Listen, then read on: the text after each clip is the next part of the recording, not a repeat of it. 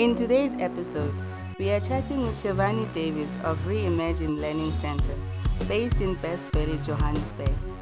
Chevanni takes us through the runnings of a self-taught learning center, quite different from the traditional schooling system we are used to. Have you given thought to how you want or would like your child to receive their education? How involved are you in your child's education or miseducation? I am Nomzamo Matoto. Welcome to SlowUp Shandis. So Chevanni, when did you start Reimagine Learning Center? I think the genesis of the center never happened in terms of just an intention to want to do it.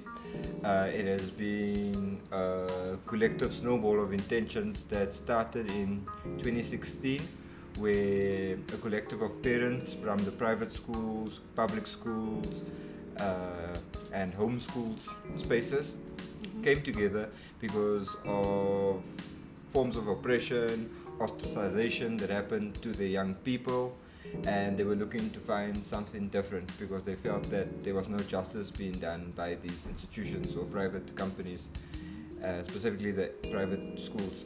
And I think every mother knows that there's something special about their children, and I think there was a point in which the parents realized that what they were feeling and what they believed of their children was very different to what the institutions were saying. And the parents came together, and in 2016 we started the intention all the way in Observatory, Johannesburg, and ever since then it has just been snowballing, and now we in 2020, Yes. going on 2021. And you can say for the past 4 years we've been experimenting in the reimagining of learning, and now we have the site called the Reimagined Learning Center, which is a locative site, a space in which we engage and share and learn collectively. Okay. So what was your intention for opening the school? Your personal intention? So it's actually quite weird. So my own experience, I don't have any of my own kids yet, and with this said, it was a deeper reflection of certain events that happened within my own education. Points in my whole experience, all the way from primary school to high school, where I started mutating part of myself that were authentic, that I never realized was part of my authentic self, and I started letting go of that to be more of what the school required me to be. At the time, also what my parents required me to be.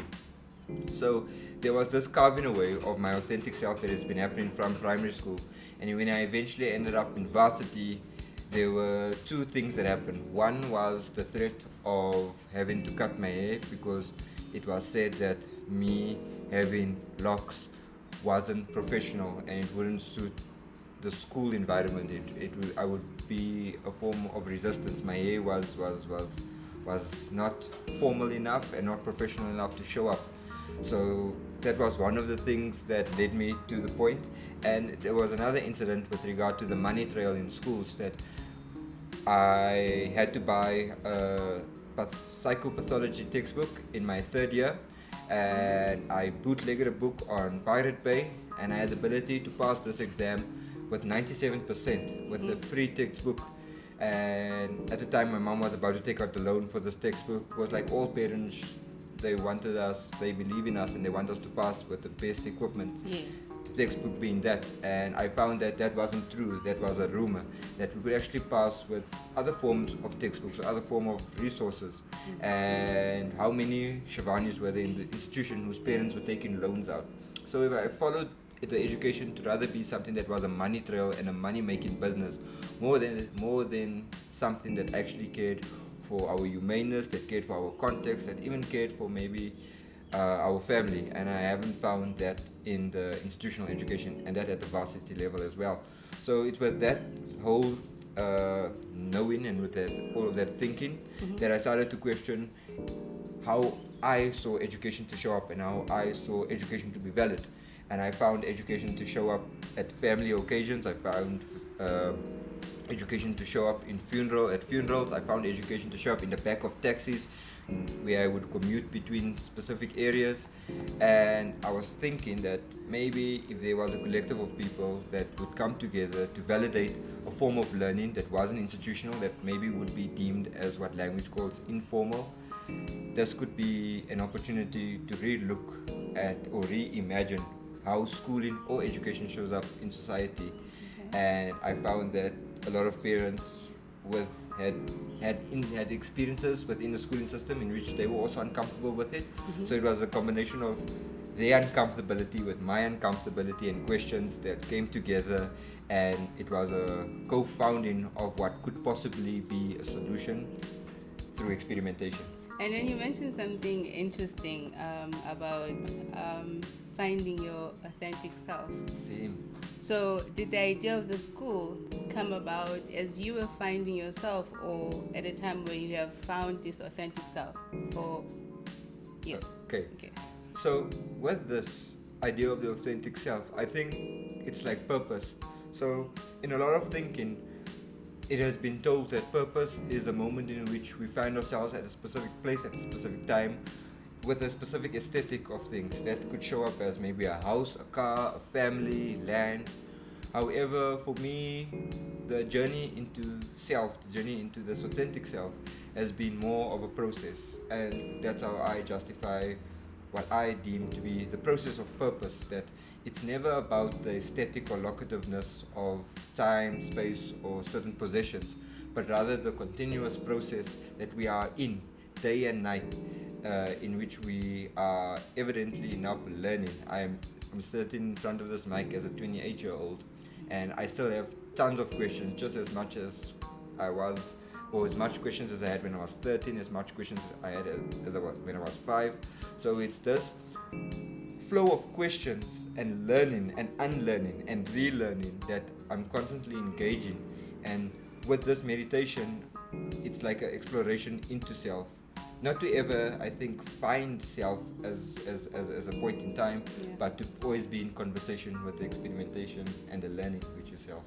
Can you tell me, how does the school integrate into the community? See, so there are multiple ways in which the school integrates with the community.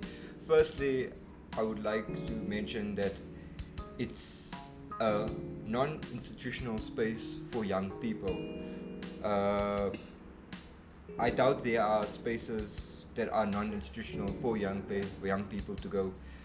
Everything from parks to schools to even churches, as well as non-profit organizations, still lend themselves to be somewhat institutional because they have to follow some bureaucratic framework to function. With this place, it becomes a bit more different. I wouldn't say we follow bureaucratic, however, we exist within these systems. When I say this, it provides opportunities for experimenting that can't show up in other spaces, such as the ability to question unconditionally, the ability to play, the ability to make mistakes. I think that's one of the biggest things. It serves as a big part and a big space for our community, for both young people and old people to come and make mistakes. A place where young people and old people can synergize and actually share space. I think a lot of spaces in society currently stands as either a space for those above 18 or spaces for those below the age of 18. And we have found that the community, note the community not just as the center, but the community as the individual people, have held this space for these interactions to happen, these intergenerational experiences to happen. As of late, one of the recent projects that serve the community is our food garden and our indigenous decolonized garden, which is an intention for us to... Interesting name. Yes. Well, if you look at a lot of our eating, as much as our thinking has been somewhat influenced by industrialization and colonization. With this said, even our aesthetic for food, such as our spinach and our meats, are not really from us or from our country. So there comes a time in which we have to realize what was there before we were importing. And we found there were mabeles, there were sorghums, there was millet, there was different types of spinaches, marojos.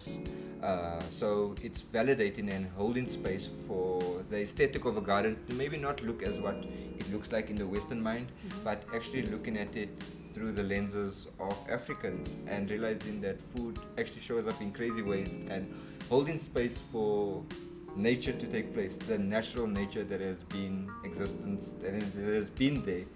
And you see this happen in our nature reserves, you see it happen in rural areas. So it is space to validate that as a primary food in spaces where it wasn't deemed a necessary food, or spaces that was deemed as not being a valid food.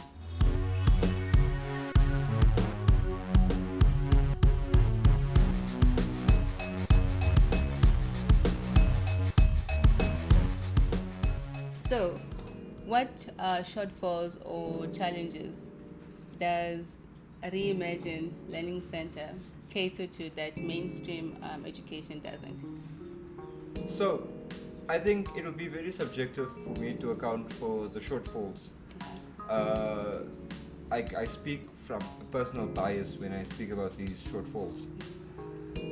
So, it is a known that every human's way of learning is as unique as their fingerprint.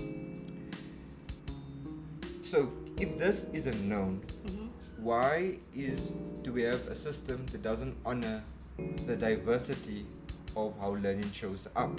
Why do we have a system that doesn't honor the many contexts that offer opportunities to learning? The centralization of learning also is problematic for me because it becomes siloed, meaning it can only exist within a certain institution, it can only exist within a specific space, and other spaces that don't hold this aesthetic become invalid or invalidated or devalidated by the simple means of aesthetic. So how this place counters that is that it doesn't hold, like in our conversations about this, and I've said this to numerous people, that the center, we're not trying to create a locative space, we're not trying to create one place in which this thinking exists, we're not trying to create one place that people can come to drop off their children and then go. It's not supposed to be a bubble. We're not trying to create a bubble, something to be excluded of society. What we're trying to do, and what we have been doing, is actually critically looking at our society. So looking at the strengths that exist within schools, such as community, such as the friendships, such as the interactions among people, and repurposing those things and looking at those things and how these things show up everywhere, such as the kasi, such as the suburbs, such as the shop, such as the butcher, such as in the taxis, where these interactions, just like the institutions, are happening, and that possibly these interactions could hold an opportunity for learning. How does this help? In ideas of parenting, a lot of us believe that parenting is something done by two people that have offspring or children. This is not the case for me and my family. Ever since I was young, I've been raised, and I'm continuously raised by a numerous amount of people. The young people I interact with raise me. The old people I interact with raise me. The people of my age still continue to parent me and raise me in an extent. However, what is taught in a schooling system is not that. What is taught in a schooling system is power and authority. The mere fact that you have to deny a sense of leadership over your own anatomy that shows up like you using the bathroom is sacrificed to a powerful figure. This powerful figure shows up to be a teacher, or he can show up to be the principal. And the mere fact that you have a barrier between the autonomy and the leadership over your body in terms of asking this question, can I go pee? And that leadership gets sometimes snipped away from you because the person in power has the ability to say no. The person in power also says turn around and face the wall if you misbehave in a certain way. So there's a subjectiveness and emotionality that can be a barrier to the essence of learning. And we found that the institutions perpetuate these ills of society. They say that schools are supposed to mirror what is happening in society. I don't believe it's supposed to mirror. I believe it's supposed to correct. So if we engage learning as a critique, as a subversive task, meaning looking at what's wrong in order so we can do better, that means we are growing. Yes. But if we have a sense of learning that we can't even critique the current system at hand, and we can't even create solutions, or solutions aren't validated, I believe we begin to perpetuate some of the ills in society. And that is just but some of the challenges that I think we have the ability to discuss, we have the ability to engage with within the Reimagined Learning Center and the extension of that, the community. Can I add one more thing to that? Yes, you may. See, so a big thing also with this is that currently in society we don't honor children. Children are meant to be seen and not heard.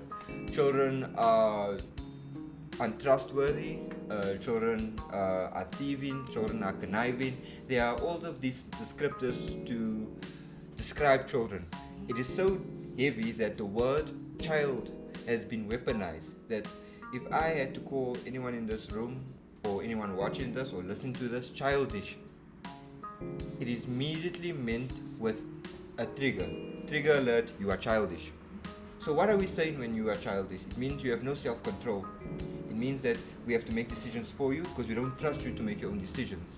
It means that you don't have the ability to feel.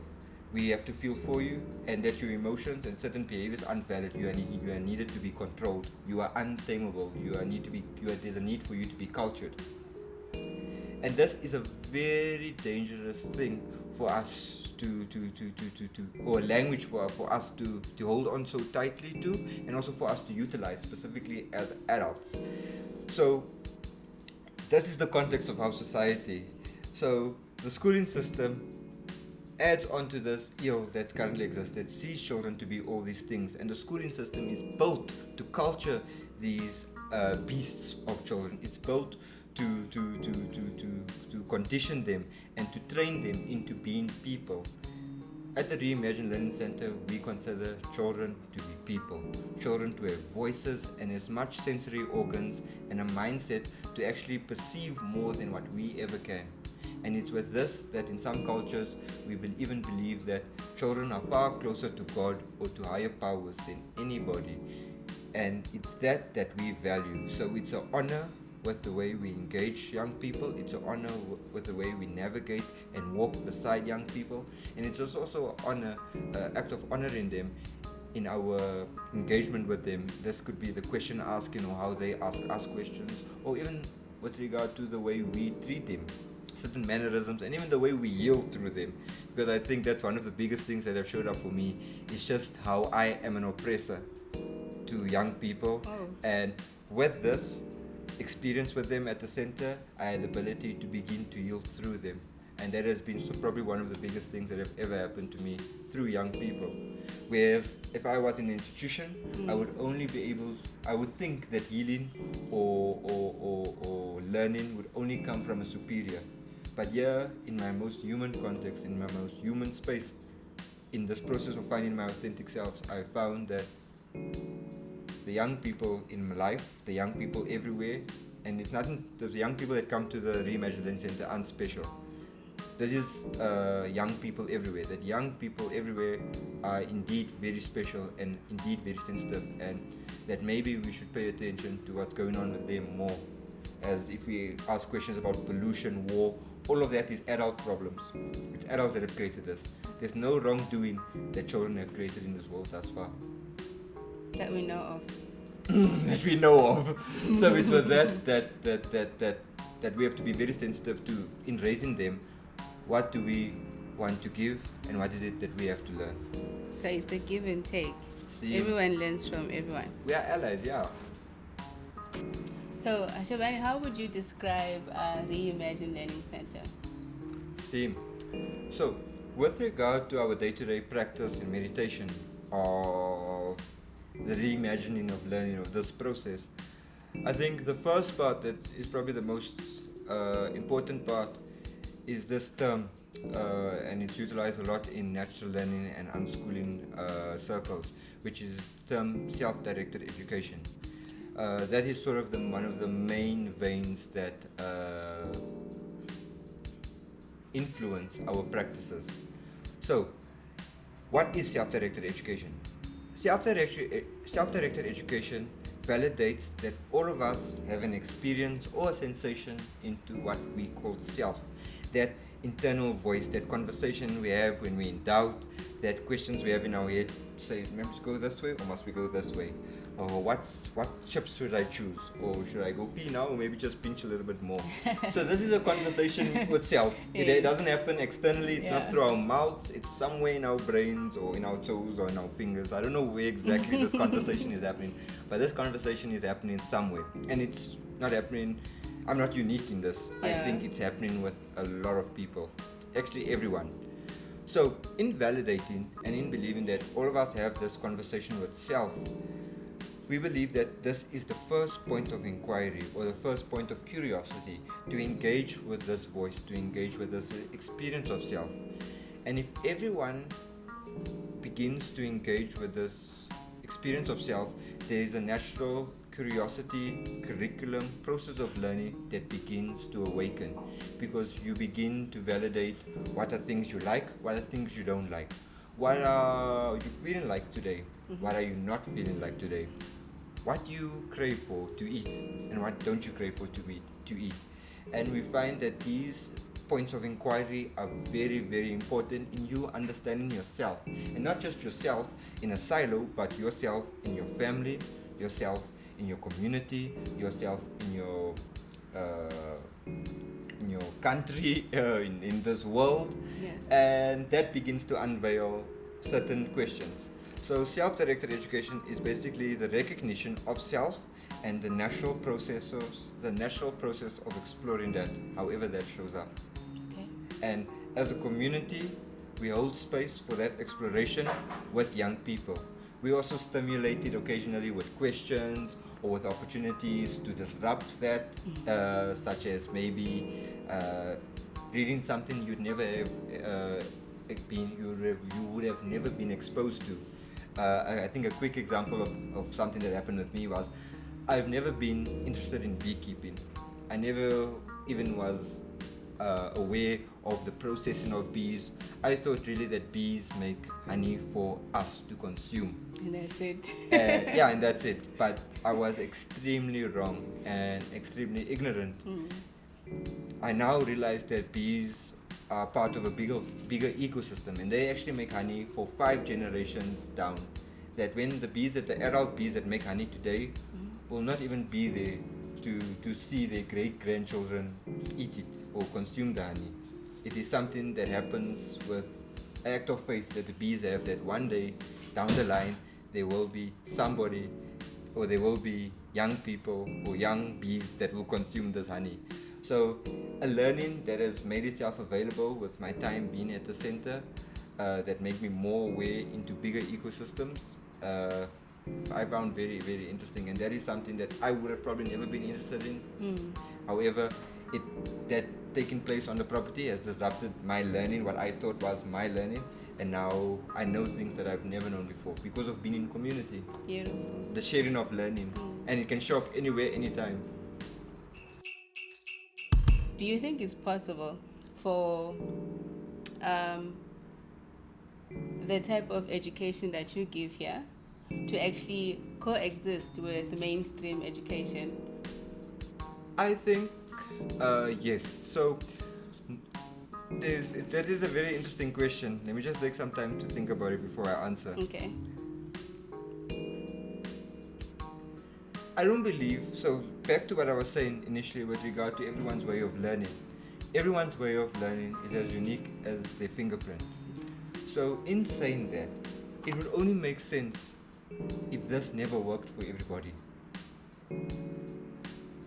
However, with this said, in the same breath, the same way that schooling doesn't work for everybody.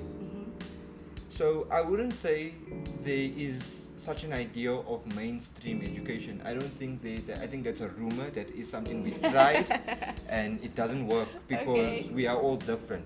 I think my wording around it will be many stream education. Okay. Multiple stream education. That it's like a river that feeds into very different villages with very different ecosystems, with very different animals and very different grasses and fruits and vegetables that grow. However, it comes from a source of knowledge.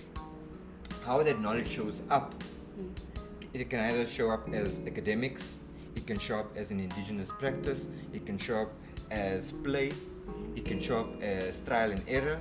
So I think that I wouldn't say this way of learning would ever be able to fit into any model.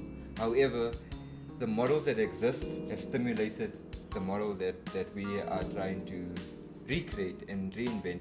I think a good part of the Reimagined Learning Center does a lot of work in restoration. So we are not trying to be innovative. We are not trying to start something new. We're looking at it from the perspective of schooling in South Africa has a history of 150 years. Prior to 150 years, I mean, all of us come from a space where our grandparents or great-grandparents have not been in a school. Yes. Yet, they had children, they had twala, they had parties, they had bread, they had food, they had a relationship with the land. They could even tell by the clouds whether it would rain today or rain a week or months from now. They could tell which winds come from which area. They even had the ability to speak to ancestors and so much other metaphysics. So it's this idea of how did learning take place 150 years ago? And we found that it took place within a community.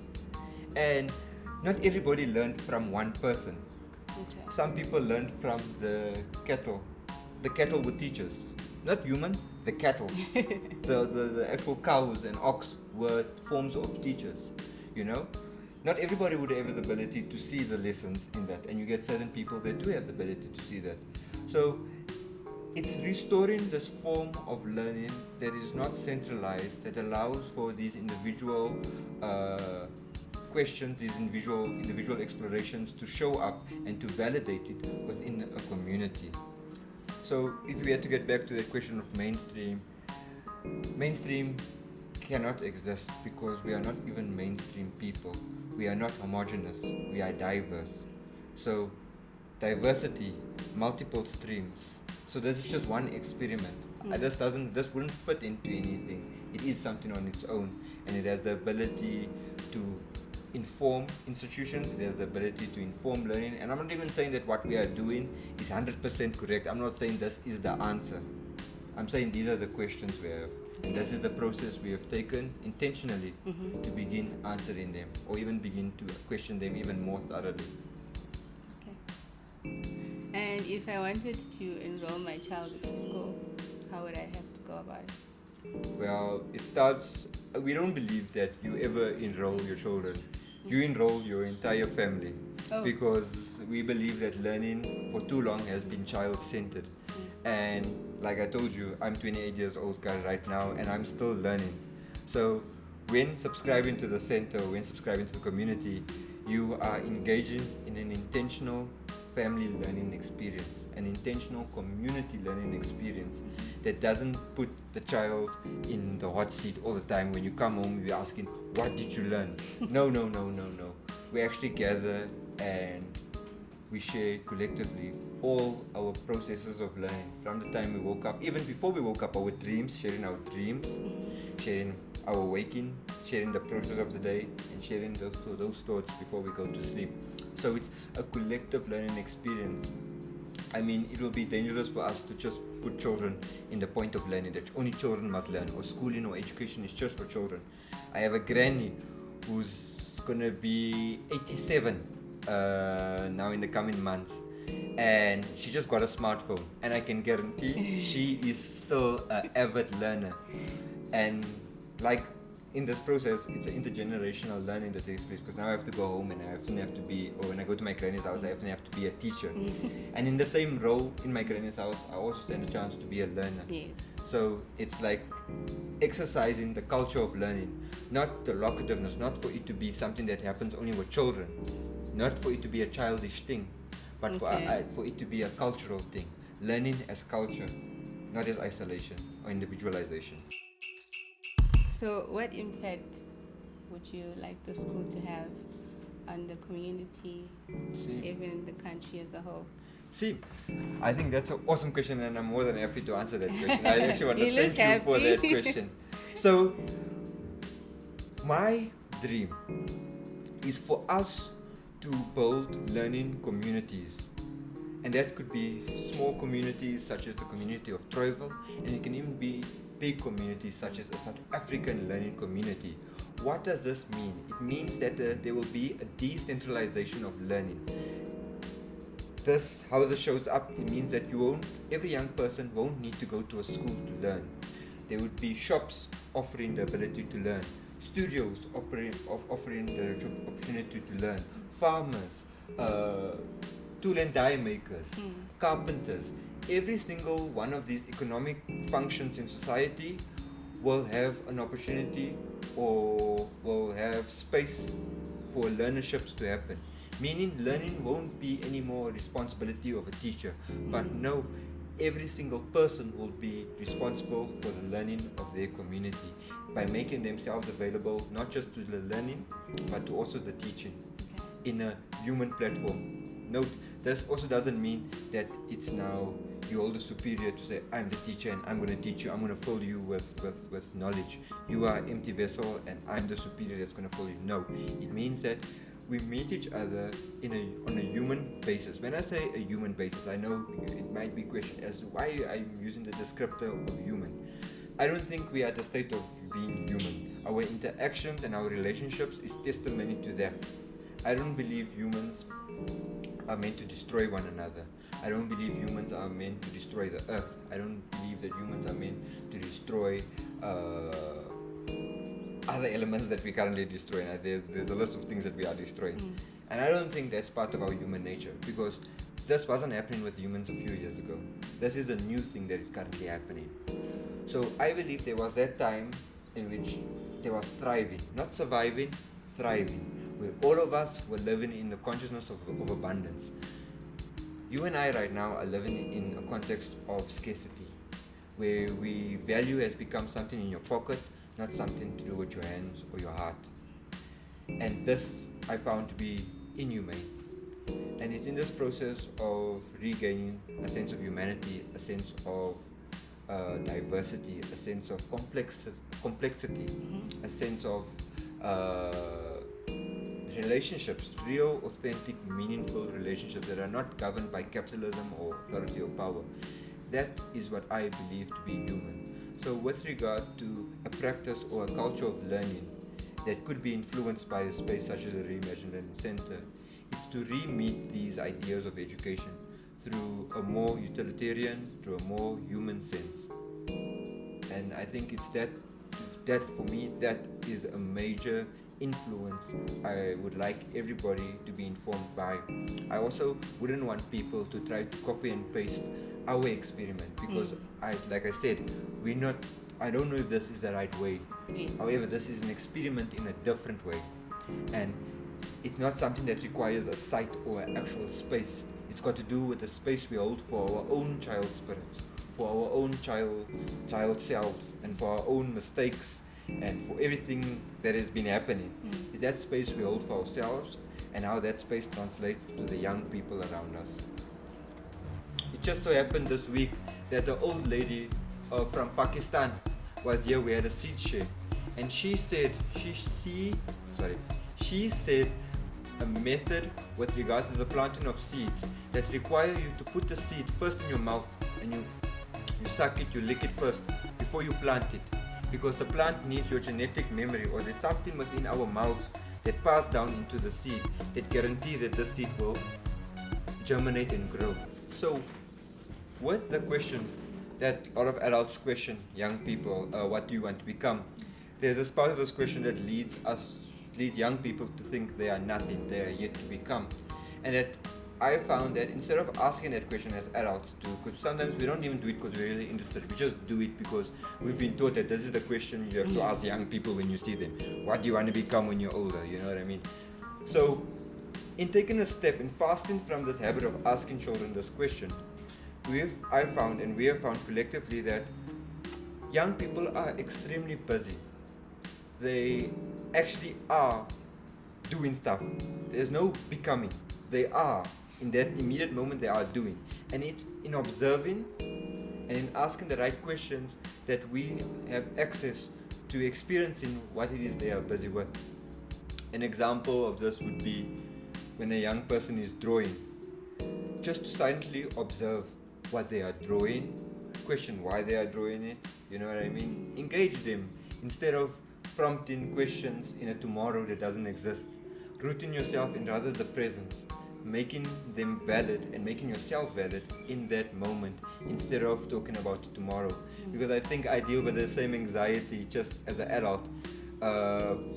I believe that I have not yet satisfied my parents with the ideal of what parents believe their children want to be, you know, or what they think their children want to be. And I don't think any child will ever satisfy their parents in actual fact, because children are their own people with their own lives in their own experience. And instead of having this relationship of where you have to provide and you have to stimulate everything, we realize that there's actually a whole world doing all of that. A parent doesn't teach a child about gravity. The child falls and learns about gravity. The child also doesn't learn about the bounciness of couches. They actually, from parents, no. They actually have to get onto the couch and have to start bouncing. But some parents might find that to be very destructive. They say, no, why is the child messing up my couch? Or why is the child messing? Yeah. However, this is a very sacred process of learning because the child doesn't bounce like that on bricks. I got that Chevanni must admit, the seed thing was gross. Putting the seed in your mouth. That was just gross. Maybe that's why it's not in there. No, but it might, like I say, now we might deem it as gross, but back then this was actually a sacred practice. Much like we had many other sacred practices like drinking the blood and stuff like that, you know what I mean? Yes, these things could be considered gross. But if you think about seeds, we eat pap, Angeti, and pap is a seed. So when you eat pap, is it a gross thing? I eat melon when I'm eating pap. So it's the seeds that are crushed that are not gross. Yeah. But when the seeds are whole, they are gross. I don't want to see the process. Ah! I eat the thing. Same. So I think it's the same that might be we as adults might have with regard to the process of learning, that we don't have regard for the process of learning. We want to see the end result, the fruit. And for me, there's no such thing as the fruit. Like I say, I'm yet to be my parents' fruit. Okay. I'm always going to be my parents' process. Interesting take. I'm going to be my own process. And this ties into that initial conversation about the process or the idea of authentic self or the process of purpose.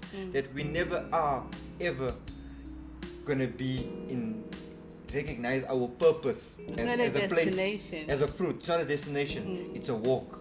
It's a navigation. So learning is exactly that. Raising people, raising young people, raising ourselves is a continuous walk. And there's no such thing as a good lesson or a good school or a good parent. There's only the process of it. Nice. And that shows up anyway, anyhow.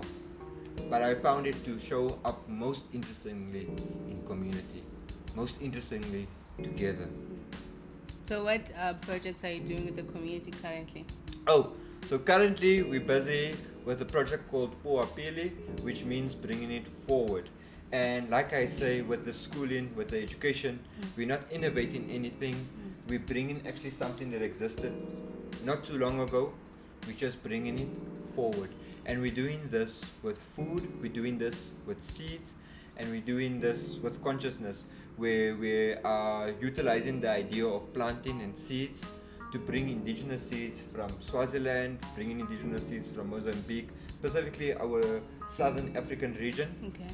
And we're collecting these indigenous seeds as well as the stories and recipes. And we're starting an indigenous seed bank where we'll be archiving these stories of these seeds. But not just the stories, but also the seeds themselves, where we will also be planting these seeds and sharing these seeds for mahala with the community. And for those that wish to contribute back, we're also allowing for sale exchanges to happen. Yes. Also experimenting with the idea of no money. So if you never had money, what do you have to exchange for these seeds? Okay. So we're experimenting also with new ideas behind an economy. how does value show up? Is value money, or is value something else that we could think about? So it's a process of reimagining through works with seeds, because we believe our young people are our seeds. It doesn't mean that now young people are the seeds, So we first had to do this to them. Yeah, our young people, we must first lick them thoroughly before we put them into the world. After Corona, though. That's a good one. Seeds. When are you starting the project with the community? So the project has actually started this past weekend. Okay. This Saturday we had our first seed sharing, and it was quite interesting because it wasn't seeds that got shared, but it was once again knowledge that got shared. We have elders that came through from different parts of the world, also different localities, such as Bertram, such as guys growing in the CBD on concrete, guys growing in Soweto. They came through with seeds, and it was an exchange of not just the actual tangible seeds, but of different secrets in the gardens and different ways of learning. Valid, actual knowledge that was not institutional. No one came here for a lecture. No, it was shared around food, around the table, sitting on the ground, in the garden. And it was a learning experience, an intergenerational, sacred learning experience. So how often are you going to have these sessions? So the seed sharing, we look to show up every 2 weeks, in order just to start this thing as once again a learning culture. We're utilizing the plants to initiate the flame of starting a learning culture where people can come through from different walks of life to share to share their relationship with the land and how that shows up through farming, foraging, and different parts of agriculture, composting as well. Okay. Yeah, so that looks to be our project for the whole 2021, and that will also be the launch of the Reimagined Ecoversity. The Ecoversity, the word ecos means home, and the versity part comes from diversity. So looking at the idea that each different home is a university and a universe, a multiverse on its own. Okay. So this will show up as young or oldish young people, middle-aged people between the ages of maybe 16 to 25, doing a 1-year program with us in which we'll be going to different homes around the world, and we'll be learning. Doing exactly that. How that shows up, that can show up in so many ways. I don't want to use too much descriptors as to how that shows up, but that could be rituals, it could be architecture, building with natural materials, it could be forming part of seed bank communities, it could be beekeeping, it could be anything. But we're holding space for all of this, and that's going to be our reimagined learning ecoversity. Basically the movement from dealing with the younger folk to more dealing with the ideas of your tertiary education. Yeah. Alright. And then for our last question, for real now. If you had a superpower, what would it be and why? I think if I had a superpower, it would be the power of indigenization. Basically, I would just put my hand over something and it would become sacred and indigenous. Literally, if I had to put my hand over you, I'm thinking that you would become like an indigenous woman with your beads. Your hair would stay the same, nothing would change, and I don't think your dress code would change as well, you know what I mean? But in terms of your memories, your connections, everything would come back. Everything, all of those lost intergenerational memories would all come back, and there would be a sense of peace. Beautiful. In this moment, from everything that has happened to now. That would be my power. Thank you. See? Kutiwa schooling or learning can show up in many ways and forms.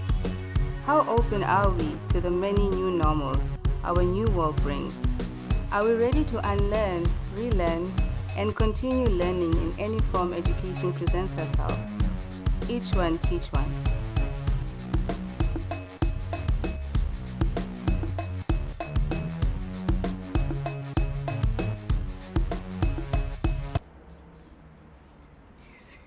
Sneeze? It's not coming.